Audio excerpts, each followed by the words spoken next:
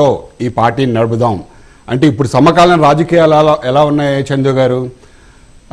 రాజకీయ పార్టీ పెట్టాలా, ఇమ్మీడియట్గా అధికారం రావాలి, ఎట్లా అధికారం ఒకవేళ ఎలవలాగా వచ్చిన తర్వాత ఆ అధికారాన్ని ఎలా నిలబెట్టుకోవాలా?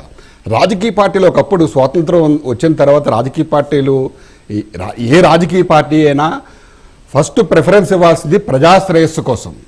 కానీ ఇప్పుడు సమకాలీన రాజకీయాలు ఎలా అయిపోయింది? కేవలం రాజకీయ పార్టీలు అధికారం మాత్రమే, అధికారం పరమావిధిగా. అలాంటిది అన్ని ఆయన పార్టీ పెట్టినప్పుడు ప్రతి ఒక్కటి ప్రతికూల పరిస్థితుల్లో పార్టీ పెట్టాడు. ఆయన అనుకూల పరిస్థితి ఒక్కటి కూడా లేదు. అలాంటి పార్టీ పెట్టిన తర్వాత బలమైన భావజాలం. ఇప్పుడు మీరు జనసేన పార్టీ పెట్టిన తర్వాత జనసేన 7 సిద్ధాంతాలు ఆయన ఆవిష్కరించినప్పుడు కొంతమంది మేధావులు అలాగే విశ్లేషకులు ఇలాంటి సిద్ధాంతాలు ఎక్కడ సాధ్యమవుతుంది ఈరోజు ఇలాంటి భారతదేశం రాజకీయాల్లో, అలాగే సౌత్ ఇండియాలో, అలాగే తెలుగు రాష్ట్రాల్లో, మరీ ముఖ్యంగా ఆంధ్రప్రదేశ్ లాంటి రాష్ట్రంలో కులాలను కలిపే ఆలోచన విధానం సాధ్యమా?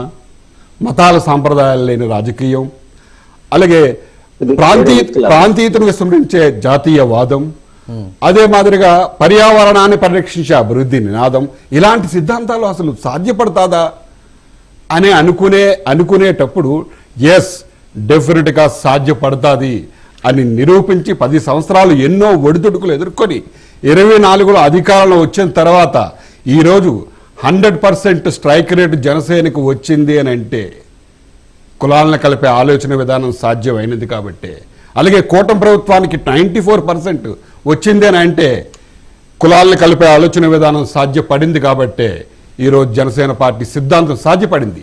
అదే మాదిరిగా నేను అనుకుంటా, నాకు అనిపిస్తూ ఉంటుంది ఆయన డిప్యూటీ చీఫ్ మినిస్టర్గా పంచాయతీరాజ్ శాఖ మంత్రిగా తను శాఖ తీసుకున్న తర్వాత 13,326 గ్రామ పంచాయతీల్లో జాతీయ జెండా అంటే జాతీయ భావం, జాతీయ జెండా రెపరెపలాడించడానికి ఫండ్స్ అంటే ఆంధ్రప్రదేశ్ ఫైనాన్షియల్ పరిస్థితి తెలిసిన ఎలా ఉన్నా కానీ ముఖ్యమంత్రి గారిని రిక్వెస్ట్ చేసి ప్రతి పంచాయతీకి కొన్ని వేలు, సుమారు 25,000 పెద్ద పంచాయతీకి, 15,000 చిన్న పంచాయతీలకు ఇచ్చి సొంత నిధులు కూడా ఇచ్చారు. సొంత నిధులు కొన్ని పంచాయతీలకు సొంత నిధులు కూడా ఇచ్చి జాతీయ జెండాని ప్రతి పల్లెలో ప్రతి పంచాయతీలో రెపరెపలాడించారు. నాకు అనిపిస్తూ ఉంటుందండి. సో ప్రాంతీయతను విస్మరించే జాతీయవాదం అంటే ఇదేనేమో అని.